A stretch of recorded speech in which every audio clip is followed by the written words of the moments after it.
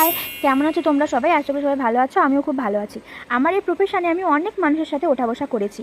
তার মধ্যে কিছু কিছু জন আছে যারা জিনিস পছন্দ করে জিনিস নেব বলে যখন আমি জিনিসটার দাম বলি তখনই হয়ে যায় তারা বেপাত্তা।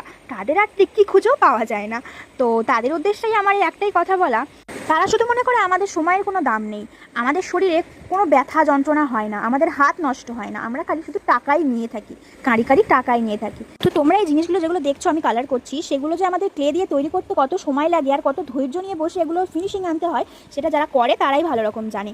নির্দিষ্ট সময়ের মধ্যে ডেলিভারি দেওয়া, ফিনিশিং আনা, সুন্দর প্যাকিং করা, এই সব মিলিয়ে আমাদের করতে হয়। তারপরেও কিছু কিছু পাবলিক এসে বলে যে এটার দাম এত। সামান্যতম দাম বললেও তারা ভাবে তাদের কাছ থেকে লাখ লাখ টাকা আমরা নিয়ে নিই। যারা আমাদের একটুখানি বোঝে তারাই আমাদের সাথে ভালো বিহেভিয়ার করে, আর যারা বোঝে না তারাই আমাদের সাথে এরকম করে। তো যাই হোক, অনেক জ্ঞান দিয়ে ফেললাম। এটা হলো একটা জবা ফুলের ওপর চোকার একটি দিদি নিয়েছিল। একটি চোকার ছিল আর দুটি কানের ছিল। এর ফুল ভিডিওটা আমি নেক্সট কোনো ভিডিওতে তোমাদেরকে দেখাবো। তোমরা কমেন্ট করে বলো কেমন হয়েছে।